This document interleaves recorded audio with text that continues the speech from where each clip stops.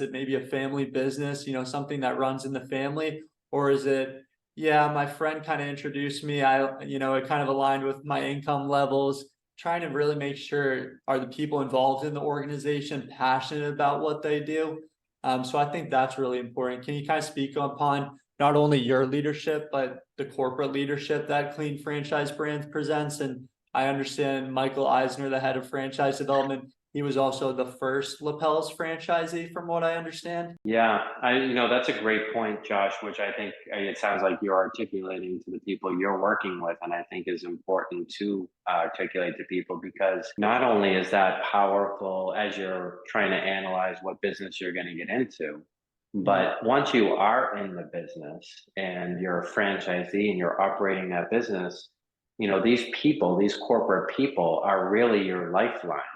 They're your corporate consultants day in and day out. And if you have somebody that's awarding franchises that, worked at this concept last year and this concept the year before and this concept, and they really don't understand the business, Right.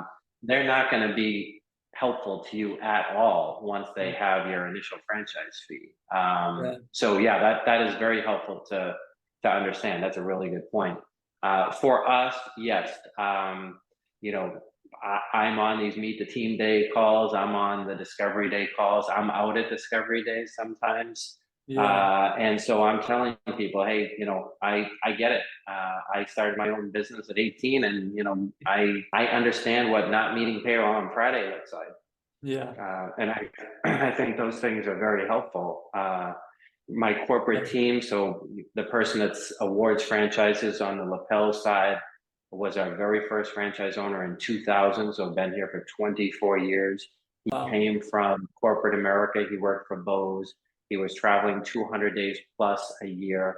So when he's talking to a candidate that's in corporate America, he gets it as well as the candidate does. He Right. 100% understands.